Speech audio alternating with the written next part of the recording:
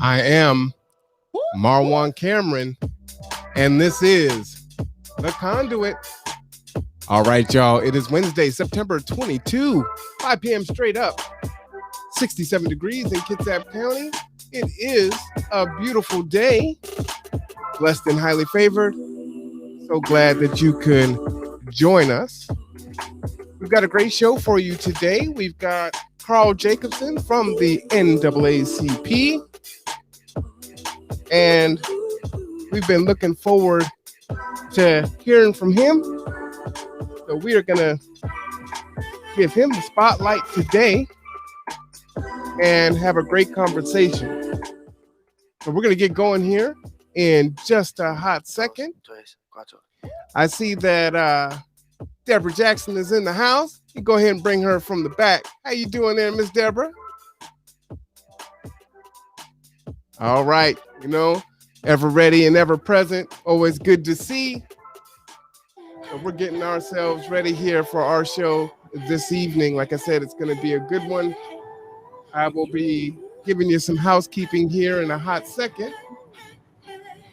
Got to make sure that everything is all to the G-O-O-D. All to the good. That's what we're going to do. Miss Deborah, if your mic is on, how you doing today? I'm doing fine. Thank you so much. We're not on the air yet, right? We're live. You're on air. Oh my goodness. Well, I just want to say this. We confirmed for the show Bridget Bazile, our opera singer. She's in France right now, and she called. So she will be attending the Washington State African American Achievement Awards opening for Leandria Johnson. What? Are you serious? Oh, yes. All right, that's a big deal. Make it be known, make it be heard. An opera singer, huh? Yes. Oh, yes. That is what I'm talking about. All right. Well, we're looking forward to that for sure. And what day is that on? February 19th, 2022. Yes. All right. As you know, we will be sending you updates as that day comes closer and closer. And as you know, yesterday was our premiere of Deborah's Corner every Tuesday at what time is that? 5 p.m. Is that what time we do that? No, 5:30. 5:30. 5:30. Oh, you can't be changing the times. 5 p.m. Everyone's used to a 5 p.m. show. You know, see, that's how some people are, right? They want their own special thing. You know, it's like, well, no, wait, hold on, not 5. Let's do it at 5:30. The office closes at 5. You know, I was thinking about refresh and regrouping. Well, here's the thing: you have to refresh and regroup at 4:30. You go have to step to the side. I can start the show and hold it down for a few seconds until you come on. You know, they just say, you know, Deborah's ready. She's in the green room getting herself ready to go. So, you know, you just give her just a second and everything will be all good, you know? Okay. All right. Oh, Marlena Simmons is on. She says, hello, Marwan and Miss Deborah. How are you doing there? Good to see you. How was your day going? We're halfway through. Mr. Dent says, looking and sounding good. I agree. 5 p.m. LOL. For sure. And like I said, we got Carl Jakobsson on today. So, you know, a lot of folks are really excited about this particular podcast. We're going to give them a few minutes to come online and join us. Deborah, you also have a Christmas event going on too, right? For the kids? Oh, yes, on December 23rd at 5:00 p.m. But we're also going to be having on that same day, as we're giving out dinners and the gifts to those who signed up with Surviving Change, we're going to be having a pop-up clinic, a vaccine pop-up clinic there. And that starts at 3:00 and it'll run all the way till 7. So the gift giving and the dinner is from 5 to 7 p.m. So we encourage people the last day to sign up for our Christmas gift giving program. I extended it to this Friday. So please sign your children up, but they still can come and get a meal. You know what I'm saying? Yes, and meal and get vaccinated up. Yes.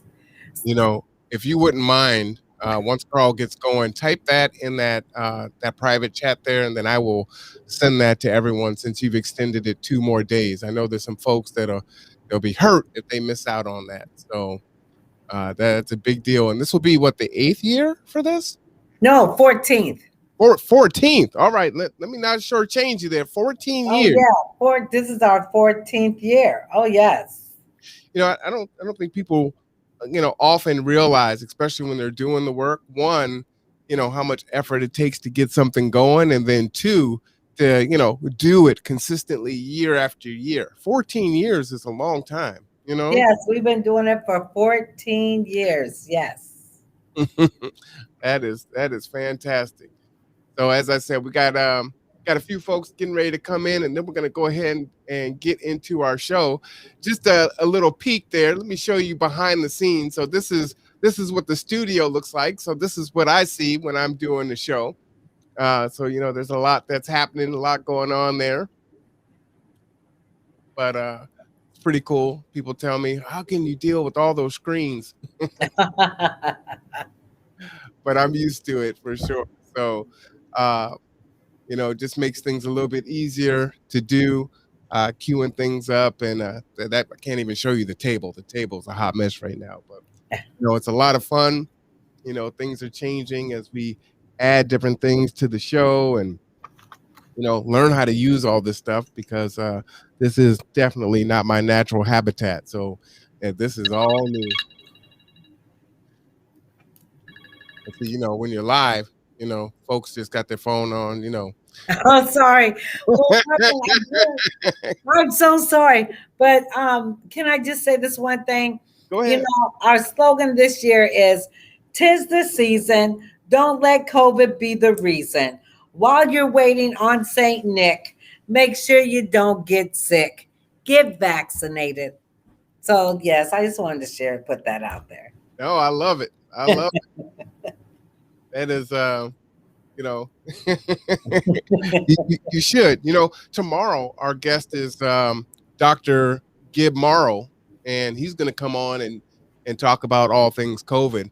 And as many of you know, I am still getting over COVID, right? Like today, you're seeing me, I'm sweating a little bit, and just still kind of under the weather. And they're saying, you can have these symptoms for up to 3 months. I still can't smell. I can taste again, so that's good. Still get really winded.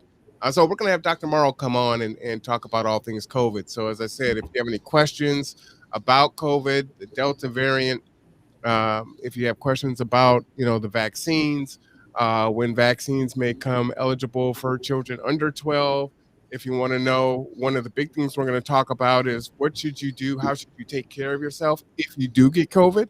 And so I'll be talking about what I took to help me along, the vitamins and things like that. So I'm going to actually ask the doc live and say, hey, doc, this is what I did. Did I do a good job, or did I do a bad job, or should I have added some other things? So I already know he's going to say, well, you should have rested more. But I mean, I am who I am, right? There's no rest for the weary. You know what I'm saying? All right. So the person of the hour has joined us. So let's go ahead and bring him up stage here. How you doing there, Carl? Well, I think I'm doing okay. A little bit frustrating. I thought I kind of dropped the ball again here, but Nope, that was not you. I promise. yeah, okay. But I guess I had a little bit of difficulty, but now I'm ready to go. Oh, I love it. I'm so glad that you were able to join us. Are you comfortable? Yes. All right. Well, why don't you tell us a little bit about yourself, Carl? Well, I'm serving as the chairman of the political action committee of our local branch of the NAACP, and I'm serving as the chairman of the international relations committee of the Alaska, Oregon, Washington State Area Conference. So that's what I'm doing. I've been retired for the last 13 years. In fact, it's more like about 13 and a half years now. So um, I used to work in the crane engineering group at the sub base at Bangor. So anyhow, uh, that's a little bit about myself. I've been married for 33 years plus. Wow, My congratulations. wife. Well, thank you. And we have uh, four children from previous marriage and three stepchildren. They're all adults now, so none of them are children anymore. but they're all grown up. They have two of the stepchildren. Well, our stepdaughter, my stepdaughter is with us, and son-in-law, and they have three boys. One of the boys is off to college now, actually off to law school. He's graduated from college. He's going to law school, and so that's general size and shape of things. And I've been kind of studying as much as I can, on the internet and newspapers and other places about international relations, about opportunities to create and join new alliances, and try to get a lot of things straightened out that are currently in disarray. So that's what my paper is all about, trying to create some order out of disarray, and trying to get our foreign relations going without getting so many people hurt. Right, absolutely. Well, we're definitely going to get into that. What advice would you have for folks? You've been married for 33 years. How did you make it this far? What advice do you have for us youngins on how we can have good relationships? Be nice to your spouse, and whatever you think is something to quarrel about, it's probably not worth quarreling about. All right, that is facts for sure. Let me ask you about, the NAACP. What made you want to get involved with the NAACP? And definitely, you're very prominent, um, as far as the work that you do here in the community. Why was that important to you? Well, the NAACP was supporting the annual Mission Outreach Day event when it seemed like nobody else was very much interested in supporting it. That the Mission Outreach Day event originally was a annual commemoration of some special events in the history of the modern day church, when the church was taking successful actions to protect basic human rights of people that were under attack. And the Mission Outreach Day event back in the pre-COVID days, when we were able to have it in person, that was usually around the early part of March, and it was a commemoration of the anniversaries of the adoption of the Namibian Constitution, and the release of Nelson Mandela from prison in South Africa, and the People Power Revolution in the Philippines, and the Bloody Sunday March in Selma, Alabama. Right. So it used to be, like I say, in the pre-COVID days, when we were able to have it in person, used to be on the first Saturday of the month, or the Saturday closest to the anniversary of Bloody Sunday.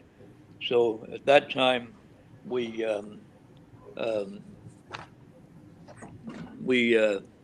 were doing that every year. And like I say, the NAACP was interested in supporting that when others were not so interested in supporting it. So that's how I ended up joining the NAACP here. I had been involved in my younger years, relatively younger years, when I was living in Southern California area. I hadn't been a member of the NAACP, but I had been somewhat active in the anti-apartheid movement, and that's where the Mission Outreach Day was kind of descended from that, from the anti-apartheid movement, kind of trying to build on some of that experience from the anti-apartheid movement. All right, absolutely. There's one thing also that you are quite known for, and that's for your math tutoring. Can you just talk about that really quickly before we kind of get into it? Because I think that's really important. Yeah, if there's Oh, yes. if there's anybody out there that needs help with math between kindergarten going up through algebra and geometry, I can help them out. I know it's a little bit hard now with the pandemic going on, but maintain social distancing and wear a mask, and or help by email. Can do either of those ways. But yeah, I can help young students with math, and I've had some success in it also. That I've had a few success stories of Oh, yes. young students. Yeah, yeah. I heard in the background. I think I recognized the voice, but That's Miss Deborah. hello, Deborah. Yeah, How you doing, Mr. Carl? How are you doing? I think I'm doing okay. Yeah, but yeah, I think I've had some success. As a matter of fact, one of the most exciting days in my life was the day that one of my young students uh, uh, solved four independent equations with four unknowns and managed to get through them all without any help from me. And on that particular day, I didn't have to coach her at all, and that was a very exciting day. I love it. So, a crane engineer, math tutoring, NAACP, right? You have all these different things going on. Deborah, if you would, when he was speaking about, the math, you were like, oh yes, can you talk to that? Why were you saying oh yes to that? Seems Well, like due to the fact is, we were sharing the Opal Robertson Teen Center, Mr. Carl and I, and several of our drill team girls attended his tutoring session, and it did help them with their education, help them to graduate and to succeed, and pass those classes. So his program is very successful, and it's much needed in our community, especially in the African American, the people of color. For him to give back to that community. So I applaud Carl. all right, that is a huge deal. Thank you for that. As we know, math can be a big barrier for folks. They can be terrified of it, and their previous experience with math can cause them to struggle. And it's one thing where you have someone who can be patient and explain it in a way that they can understand and help to move them through that. So that so needed. So yes, I definitely applaud you for that. So that is a huge deal there. So we thank you for that. And I'd love to see more kids get involved with that. And I know many adults, they've learned the math that they've needed to learn, and now they're trying to help their kids, and they're looking at the math like, I can't help you with this. So might be a good idea for you to sit in on that if you have that opportunity, so you can kind of brush up on your skills and learn some new skills. I think that's a big deal. Carl, we want to ask, how long have you been tutoring the children?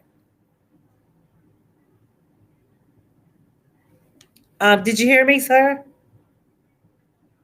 Carl? Well, let's see what's going on with Carl there.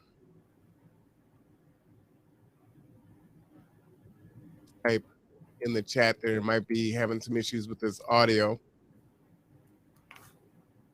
All right. While we try to figure out what's going on with Carl's audio, Martitha has come on. So how are you doing there, Martitha? Oh, and Okoye. Come on in, ladies. How's it going? Hey, family. Hey, Debbie, Christina, Marwan. Where's Martita? She's coming on. Okay. So, this is her time when her class is getting ready to start. So you know how Martita is either in court and on the Zoom, or that's right, Zoom and getting ready to teach a class. Martita's always got something going on. So thank you. She's holding herself the best way that she can, for sure. So it's pretty awesome. It's good to see the group here, for sure. All right, she's logging on to another site here where she does have a better signal. So let's see how that works here. Martita, are you can you hear us? Yeah, her signal is much better, so she should be coming on really quick. While we're trying to get her on and have Carl come back in, Okoye, I haven't seen you since last week? How you doing? Give us a quick update. Oh wow, where can I start? My oldest best friend's husband got in a car accident on Thursday, and I've been helping her out with the funeral arrangements and trying to just encourage her, whenever, it wasn't like he was sick or anything. It was a car accident, and so everybody's kind of shocked by it and going through the grieving process. And just a lot of things our families are experiencing right now. And so we just have to be supportive in any way that we can, and continue to encourage one another, to love one another, and to be there for one another during difficult and challenging times in our lives. So that's pretty much where I've been since last Thursday. She called me uh, early Friday morning, and she was very distressed, and so I went over there, but I couldn't stay because I had to be here to take care of mom. So I was trying to work it out where I could help and support and do what I can on via telephone or Zoom, ordering flowers, working with the church, getting the hostesses ready. And so that's pretty much what I've been immersed in since Thursday. Mm.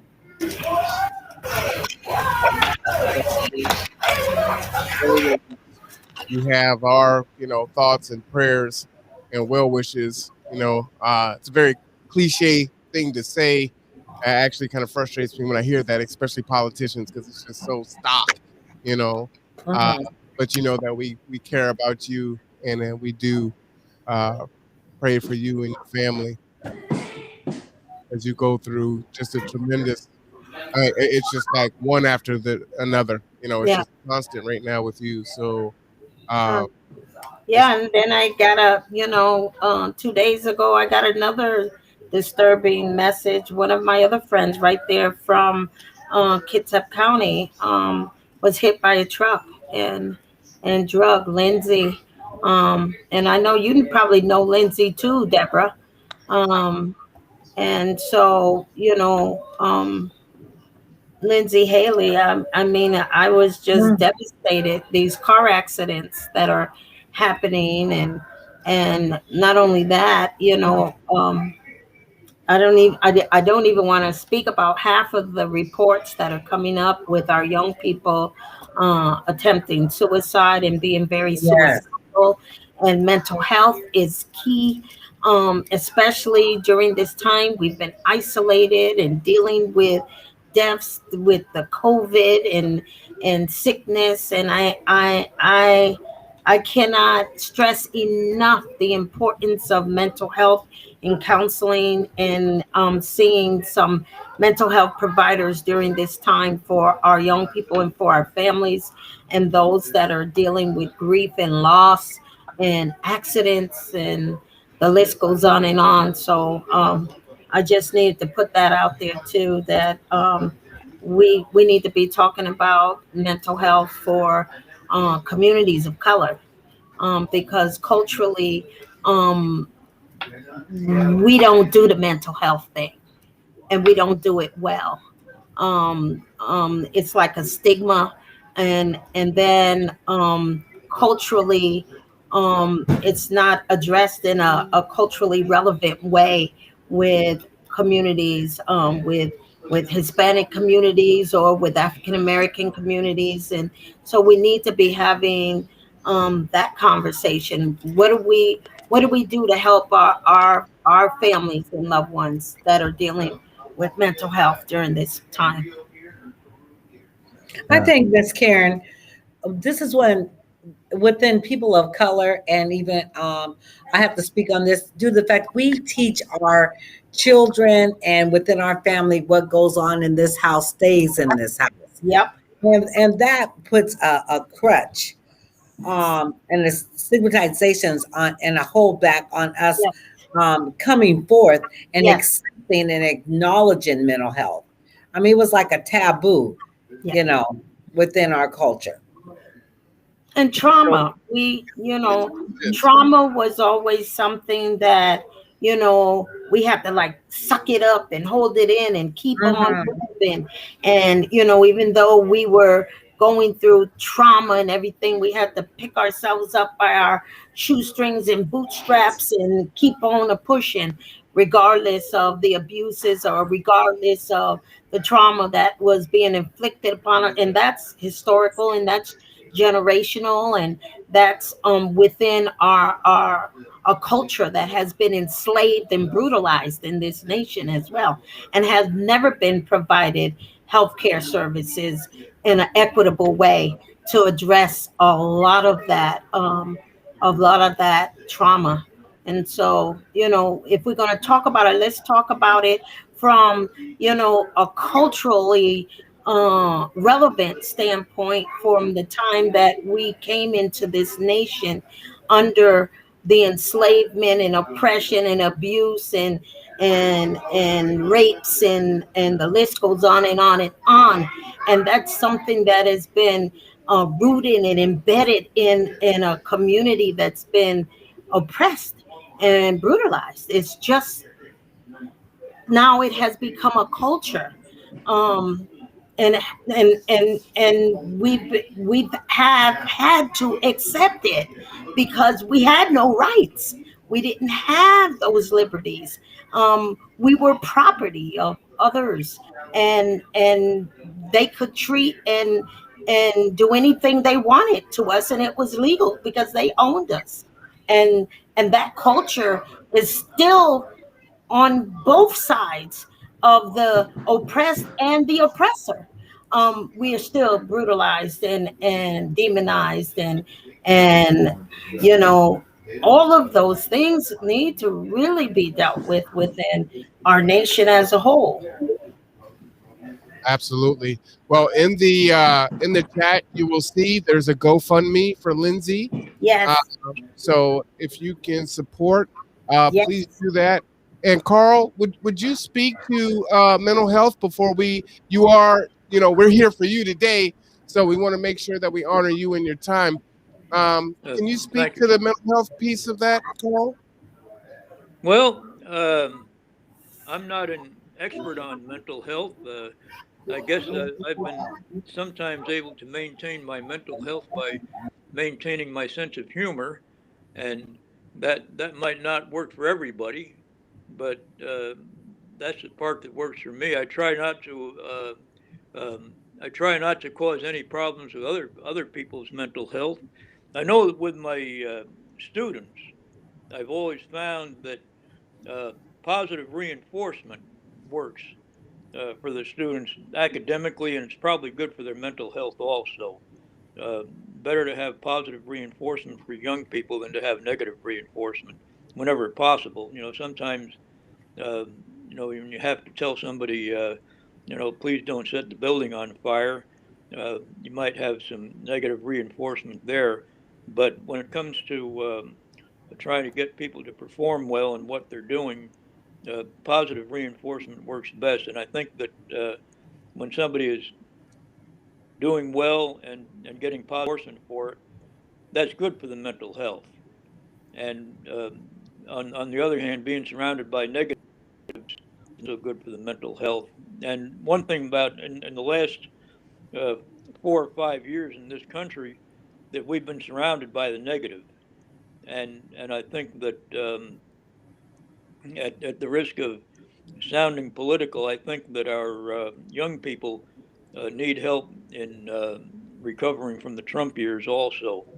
And I imagine that it's probably especially students of color, because I'm imagining that the students of color came out very angry from the Trump years, because I came out very angry, and I've got less to be angry about than some of the other young students that have been coming up through it. So I'm guessing that it's good to show a lot of patience with everybody, and to just try to stay positive as much as we can.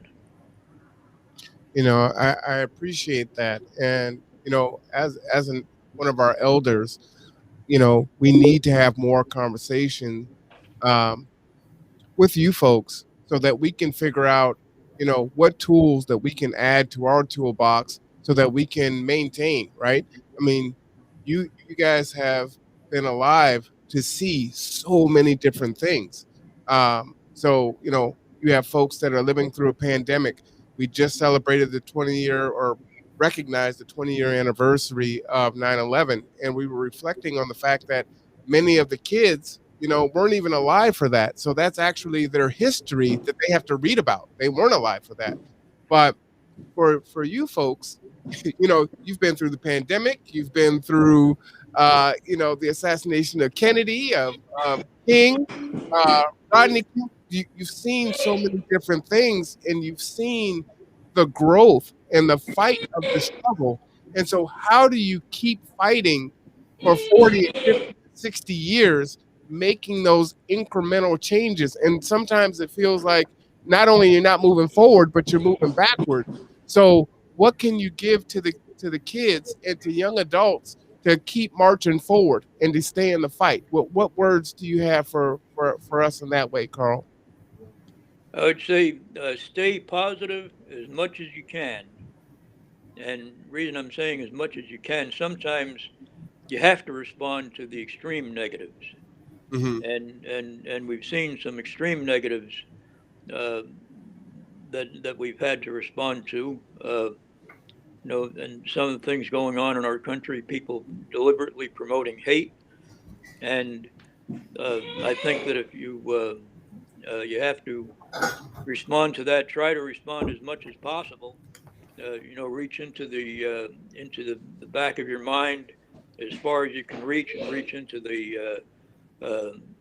into I don't want to sound sectarian, but reach into the gospel of Jesus as far as you can reach it, and pull out the positives.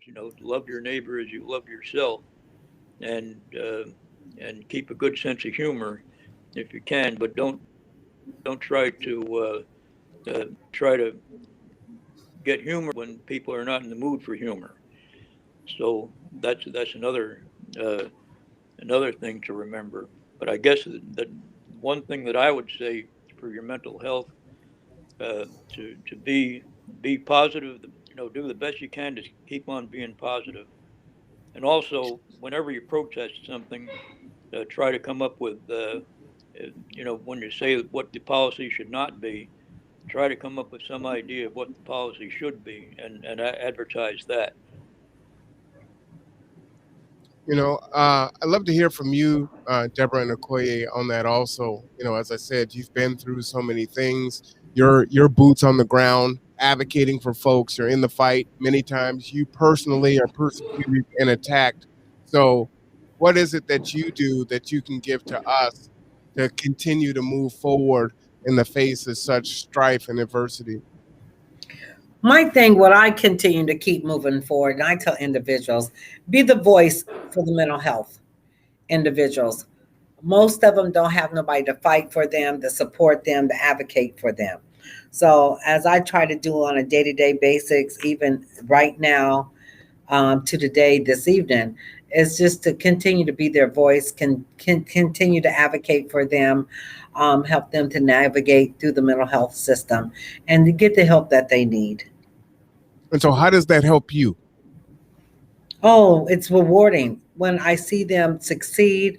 When I see, I promote the shot. As far as medication, I strongly believe in it. I've seen a big difference. So it's very rewarding. When I see an individual able to get back on their feet, can go to work, can dress themselves, can bathe themselves, self-care happens. So I see them progressing. I see them not existing. I see them living. You know what I'm saying? So that's rewarding. I get what you're saying. I'm just hoping that you can help our audience to kind of make the connection. It's like, okay, so I'm watching all of this bad stuff going in the world, and I'm trying to make change in the world at the same time, but we get depleted, our batteries get drained, our cup becomes empty. So what fills you back up, right, when you're feeling depleted? I have so much high energy. What fills me up, I don't know, I think I get filled up by helping others and seeing them succeed. When I'm feeling depleted, when a project comes or issue comes or someone's crying out for help, by me going out there helping them with their issues and removing their barriers, I think that fulfills me. Sometimes I think I'm addicted, and that's my addiction. Okay. Because I sit down and I evaluate myself, and I can't stand staying at home. You Mhm. know, being up in the house. As soon as a cause happens or somebody calls me, I'm on it. So I think that's where I get my fulfillment, Oh, is by helping others. I appreciate that. Okoye, what advice do you have for young folks and adults alike? Like, you're going through so much right now. How do you maintain? What fills you back up? What keeps you going? Um, Prayer has always been Oh yeah. something that has continually uh, empowered me to continue to pray and to seek and to have faith and to be able to believe and giving too. You know, when you give, it will be given back unto you. When you give of yourself, when you give of your time, Mhm. when you be able to support, you know, do unto others as you would have them do unto you. And there is a reciprocal thing that happens within your heart, your mind, your spirit, man, as you begin to be a servant. You know, one of the things, the most powerful thing you can do is to serve others. If you really want to be a leader, you have to learn how to be a servant leader. If you want to be great, learn how to serve others. Learn how to be that one that can also give and receive. Because, like I said, this is a reciprocal thing. As you give, you also receive. You know, your spirit is replenished. You also, you know, the Holy Spirit will fill your cup, and your cup will run over. But you know, Mhm. you have to be able to understand that, you know, it's a spiritual thing, it's a mental thing, it's an emotional thing, it's a physical thing. But the spirit man has to be nourished, it has to be cultivated, it has to be filled and renewed. Your mind has to be renewed daily. You know, daily do your meditation. Think on things, think on these things, whatsoever things are Thank you. good. You know, you think you got to, your mind has to be transformed and renewed every day. And that's for those that are dealing with mental health too. I've lost three of my young people to suicide. And that's a hard thing, that you've known them from babies and you've seen them grow and nurtured, and then to see them struggling with mental health and struggling and for them to take themselves away from this world in such a traumatic way is really devastating. You know, it does something to your spirit and your heart, your mind, to see young people um committing suicide and doing these type of things and inflicting self-harm upon themselves and getting trying to, what I say, band-aid themselves with drugs and alcohol and being able to medicate and do all of those things. It's, you know, it's something we really need to be talking about, especially because we've been so isolated. Now they feel like it's just too much upon them, and the weight, you know, the weight and the burden has become unbearable. And you know, you know, just in conversation to have young people say, I feel suicidal. You know, Yeah. I feel like doing myself. You know, I won't even use all the language that they use because, you know, I'm very cautious in saying, how do we encourage them and shift them from that type of mindset and thinking, and that it's just too much to bear. Right. Well, let me welcome Martitha in. Martitha got her camera going. So how are you doing this evening, Martitha? Oh, hanging in there, telling you, rough days. It's been a rough. And yes, rough days. And I'm just was having a hard time because I was coming back home. I need to go to teach a class to students, but just wanted to join really quick. I piggyback with what Deborah says and also Akuye. Those are hard days. And we heard all these suicidal, threats. Part of this is, I know, the pandemic. Part of that is all what comes with it economically. People not working, not receiving the support that they were receiving before from the government. And we are in hard times right now. So I noticed myself, I don't know if you guys noticed me, but it just today has been, not just today, but today the hardest day. As you know, I also advocate for our community, doing advocacy, victims of crime. It has been really hard. I've seen cases increasing, a lot of stress in our community. I cannot say too much again because it's hard. Hospitals, dealing with a lot of people with COVID, scare people with trauma, stress, mental health, everything. So police jails are full, outbreaks here, outbreak there. So gangs, yes, you heard me right. There are gangs here, really danger. So CPS, everything. So I just want to say that. And I think we need to keep ourselves in communication, checking on each other. Yes. Thank you, Deborah.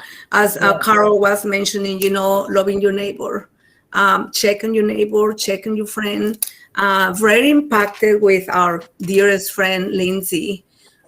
I mean, just crossing the street and a truck ran over you. It just so traumatic. It just reminds me when I learned about her, I still dealing with my pain in my back and my neck with the car accident as well from a drunk driver, and it is, that's why I put in my, share my Facebook, please support Lindsay. She's our dearest friend who has been in this community, engaged in the community, supporting our projects, and just bring you back and get you. It's just the pain is there, that myself, and I'm pretty sure many of you have this, also suffer from a car accident, and then it's just triggering you, when you learn about your dear loved one, the person that you've been working with in the community got hit for a driver, and in the condition she's at now, it's just again triggering you what you went through, and all these crimes that's going on right now in the community. It's just, I think it's overwhelming. It's too much. It's just making sure, checking in each other, and then let your family, your friends know how much you care for them. We are, I think, we as the leaders of the community, representing organizations, representing the community, we are givers. Someone mentioned that too. I completely agree. And it is hard for us to receive, something, a compliment or something, because we are givers. We care about our community. We do this for our community. We just, you don't care about what time is it. You keep working, and then it's 11 o'clock, you're there with your families, right? Yes. So it's very important to do self-care and remind your colleague, please do self-care. I mean, I had a hard time today at work, honestly, really. And then they say, Martita, you're the first one who tell us self-care, but I don't do it myself. So again, I just, someone can just knock me down, Martita, do it. But again, it's so hard because as Deborah mentioned, we are addicted. Yes. And we said, no, we are strong. But it gets to the point that you don't take care of yourself. You can break out, and then who's going to be helping your families, right? So yes, it's very important to look after each other's, check on your neighbors, if they have food, if they need anything. We are in really critical times right now and crisis. So please, please, please check on your neighbor, check on your family, tell your loved one how much you care for them, and just give a hand, people, how much you care for them. And I just leave it that way. Well, we're Thank you glad so much. you're here. We're really glad you're here, Martita, and that you all continue to do the work, and that we can be here to support, because that is important. And today we're here to support and love on Carl. And Carl, we want to go ahead and turn it over to you, because you've been trying to share something tremendously special and important with everyone. And you got your camera working now, so I'm going to go ahead and give you the floor. Okay, thank you, Marwan. I'll read the paper that I had prepared for the 20th anniversary of the 9/11 attacks, and as I'm reading it, then you know that it's in that context. And I'll make occasional comments as I'm going along here. So I'll start out. It's the title of the paper is "Some Ideas About Recovery." That means recovery from what has happened to us in the last 20 plus years. It goes back a lot longer than 20 years, what we're recovering from. But the last 20 years kind of put a punctuation mark on it. So this is how the paper goes. It is an appropriate thing to do while observing the 20th anniversary of national trauma that we should honor the efforts of the first responders, as both fire department, police department, and uniformed military. And then, having honored the efforts of the first responders, we should take stock of what we have learned from the unsuccessful mission that we undertook in response to that trauma. One of the most important things to remember about the failed mission in Afghanistan is the fact that it closed out with the successful evacuation of more than 120,000 people. And it was supposed to be more successful than it was. There are some people got left behind. But anyhow, it had the successful evacuation of more than 120,000. Most of them now refugees from that country, who might be able to help our country to develop a rational policy in relation to their home country. Part of that rational policy might be the development of a way of evacuating those who wanted to be evacuated but never made it before U.S. forces left the country. That's something that probably won't happen real fast, but it can still happen. The mission in Afghanistan did not fail from a lack of firepower. It failed from a lack of knowledge of the country in which we were operating. My knowledge is based only on what I have read in the newspapers and the internet and seen on the TV. But I would contend that the only thing we would have accomplished by bringing in more firepower into the effort would have been to make bigger and more costly mistakes and make more enemies. To recover from the failure of Afghanistan, we need healthier alliances and stronger alliances. I can relate from personal experience about an alliance that deserved to exist 27 years ago and can still be brought into existence. That is an alliance with the two elected governments that grew out of the Anti-Apartheid Revolution in South Africa and Namibia, which concluded first in Namibia in 1990 and then in South Africa in 1994. The new democratic government in Namibia had emerged in 1990 in a basically positive relationship with the United States, and the same was true of the democratic government that emerged in South Africa with the free elections of 1994. The opportunity was there to turn those basically positive working relationships into a diplomatic partnership which would work to apply the basic principles of non-racial, non-sectarian democracy to the effort to achieve peace in the rest of the world. The Anti-Apartheid Revolution in both South Africa and neighboring Namibia was driven by the principles of non-racial, non-sectarian democracy as set forth in the Freedom Charter of the African National Congress. The Freedom Charter was adopted by the Congress of the People at Kliptown, South Africa on June 26, 1955, at a conference that was broken up by force by the forces of the apartheid regime that was then ruling over South Africa. When Namibia, South Africa's smaller neighbor to the north, adopted its constitution in 1990, and South Africa adopted its democratic constitution that enabled the free elections of 1994, both nations were adopting systems of governance based on the principles of non-racial, non-sectarian democracy that had been written down in the Freedom Charter. The democratic institutions of both South Africa and Namibia are still intact, and both governments are still functioning. One of the many tough issues that is threatening the peace of the rest of the world now is the Israeli-Palestinian conflict, which occasionally erupts into large-scale fighting in which both sides suffer extensive death and destruction. A resolution to this conflict would help to stabilize the rest of the Middle East. If we look carefully at the issues perpetuating that conflict, we can see that the South African solution of non-racial, non-sectarian democracy is a good fit for Israel and Palestine. That means that if we invite the South Africans to join us as diplomatic partners in the search for peace in the Israeli-Palestinian conflict, they would bring to the table their recent revolutionary experience in the establishment of non-racial, non-sectarian democracy in their home country. And that was not an easy thing to do, for them to do that. When we talk about the search for a solution in the Israeli-Palestinian conflict, we can see that whatever form that solution might take, it will have to include the principles of non-racial, non-sectarian democracy in order for it to work.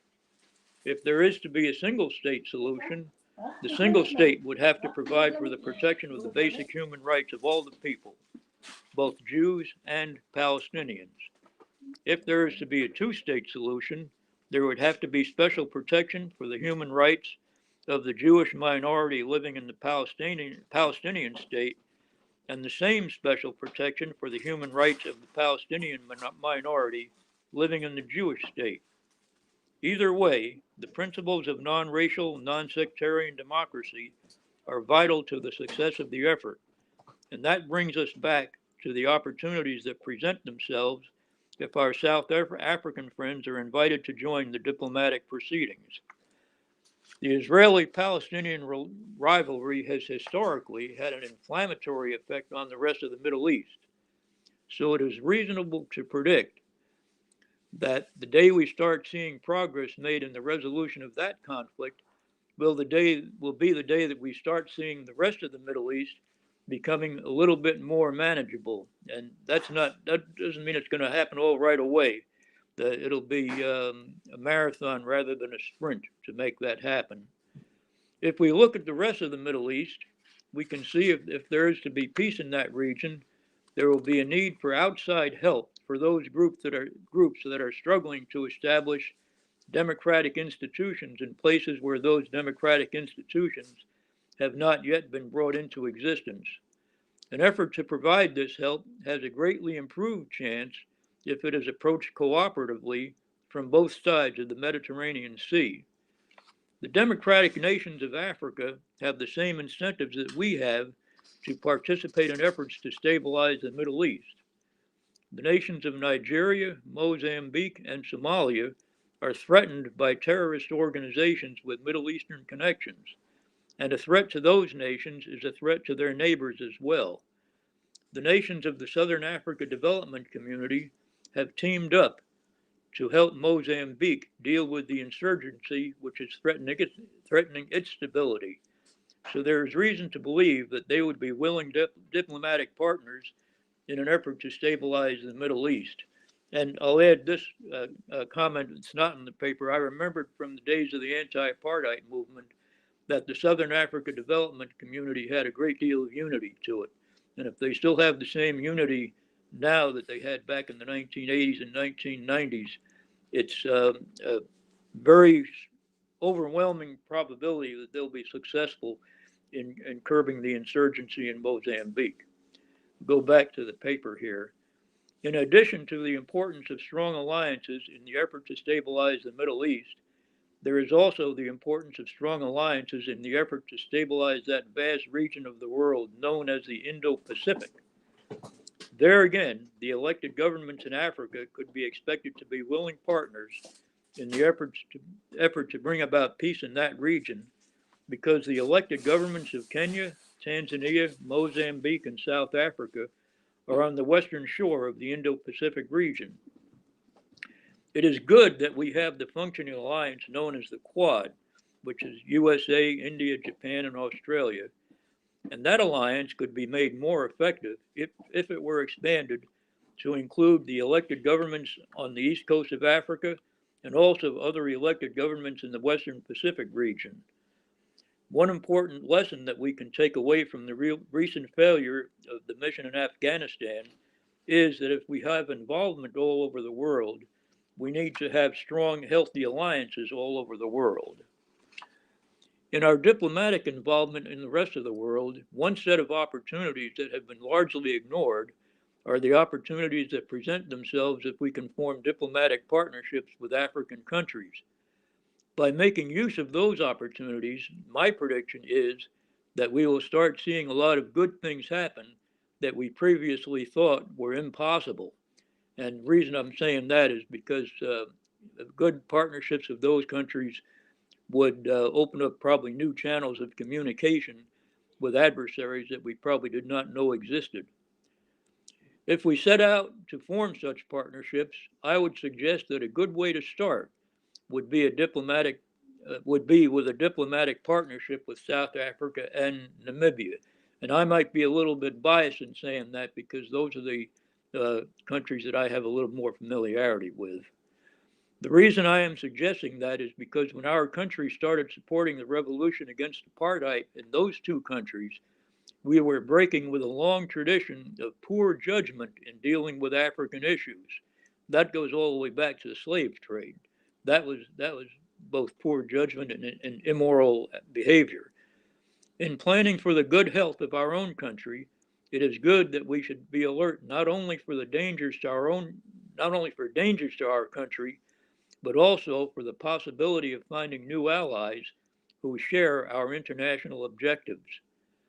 There is one school of thought among us that is promoting the idea that we should respond to the Afghanistan disaster by turning away from the issues of foreign policy entirely and concentrate our efforts on urgent issues here at home.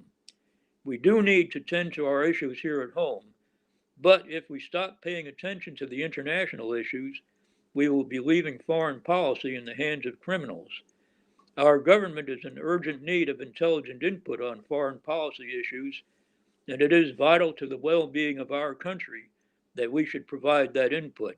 And I'll add this, it's not in the paper, but just one final comment, that being a Navy community, we owe it to our Navy neighbors, our military neighbors, that we try to get our foreign policy squared away so that they're not going to be sent off on deployments and put their lives on the line on missions that are either unnecessary or misguided.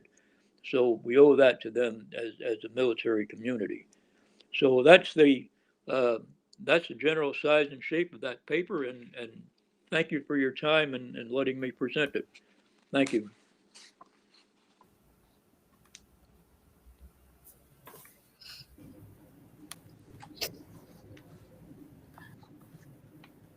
You're welcome, Carl. Thank you so much for sharing that with us. Welcome. Yeah. Glad that you enjoyed it.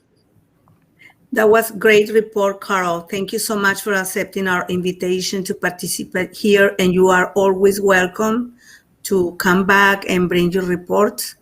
thank you for all you do for this community. Oh, yes. Okay. You know, Thank you, one thing you Martina. said, Carl, that I liked it, that you were saying, when you were saying that we need healthier alliances and stronger alliance, you know what I'm saying? And we need that in our community too, as well, Carl. And I had to write that down. You know, we need healthier and stronger alliances within our community in Kitsap County. So I took that from that too. Your report was great, wonderful, and I appreciate you sharing. Okay, thank you. Yeah, I guess what goes in the local uh, in local considerations, it goes with the international considerations also. You always Mm-hmm. have to be building alliances and tending to the alliances. Yes. Great. Thank you. I would like to be excused. I need to go and support students now. So to turn to different Zoom. So thank you very much. Good night and Good hope that you night. see the next meeting. Thank you. Thank you. Good night, Martita. Good night, Carl. Thank you so much. Welcome.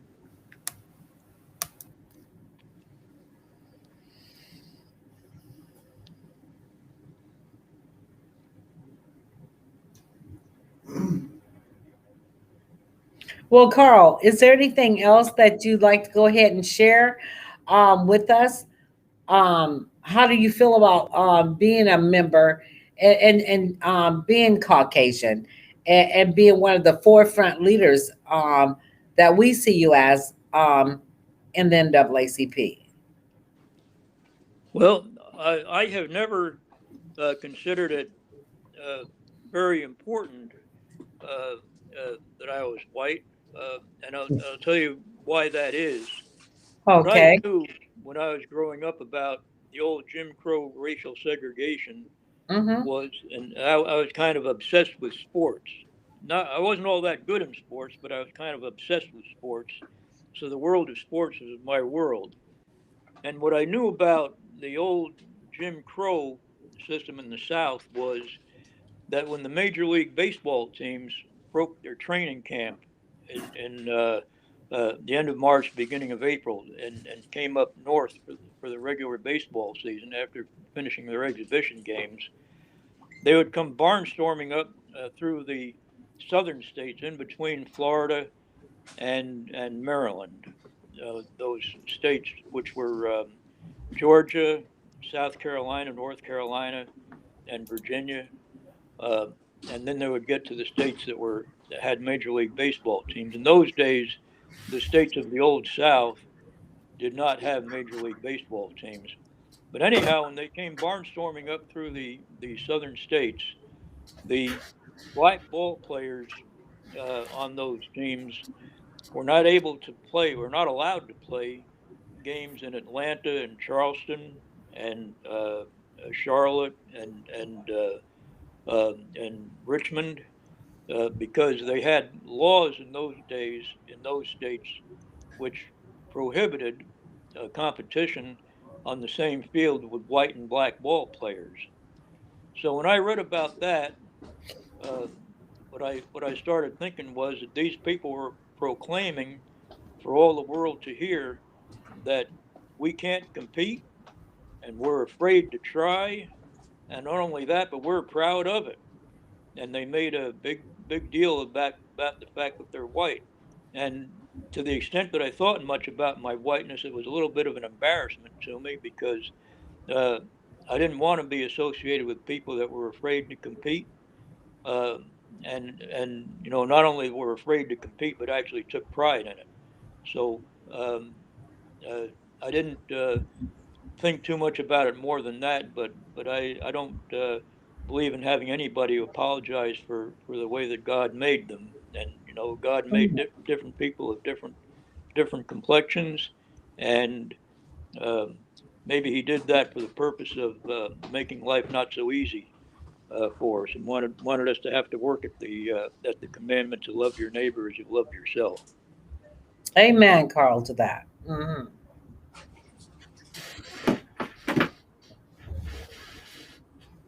Thank you for answering that question for me, Carl. Yes, but Carl, I did want to say this.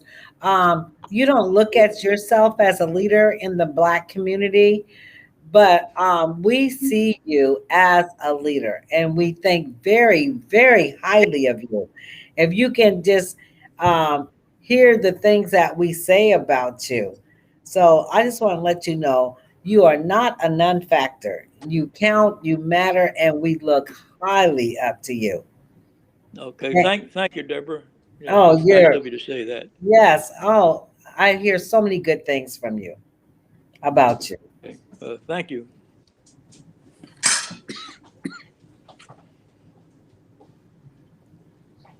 Akue, can you unmute? Yes, he is. They put out there, Carl, that you're a servant leader. Well, Yes, that's nice of them to say that. Yeah. Yes, and so we want to make sure that you get your accolades. say Because that, you, Deborah. yes, because you work hard. And I heard Bob Bodie say, Robert Body say much, much great things Yes, about you. yes, Yes, many Thank you. people say, yes. We always say that's the Black history walking right there. that's exactly right. Carl, Yes, we always say that about you, Carl. that Uh, is correct. And Carl, I can't speak for um a lot, but I can speak for our community. And you have been faithful in serving the community, and serving the NAACP, serving our young people, tutoring and mentoring our young people, Mhm. and have been very, very, when I say faithful, Yeah, um, you are the faithful, epitome loyal, of dedicated. being faithful and dedicated to serving our community. And that's in multiple ways, with not just with the NAACP and socially and with our young people, but as a community leader and as a person within our community that has always advocated for what's right and what's just. And so Yes. I wanted thank you. you to hear that from our community. And Deborah, as Deborah said, for many, many years, Robert Body has always said and lifted up all the work that you've been dedicated to over the years. And we Yes. commend you for that, and we thank you for it as well. Okay, thank you. You are not, Thank what do they call it? Unsung. That's Oh, right. thank you. You are sung, Carl. Okay. You are not unsung. Carl is That sung. ocean. No, this was great. This We is see you, Carl. We see you. thank Thank you. you. Yeah, I think this is really important conversations. As I said, we've got a real opportunity here to start changing the community and building what it is that we want to see for ourselves and for our children and for our children's children.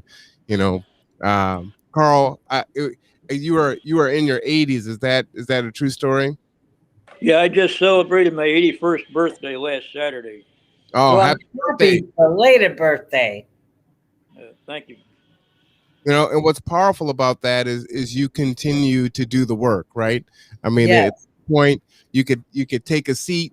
You've done your job, but you're still out here doing it, and that is truly a testament for us all to live by, right? Um, find your space and make your contribution to the world. It's a big deal, and you continue to do that, and no one's making you do it, right? This is just your spirit of giving and love that is pouring out of you.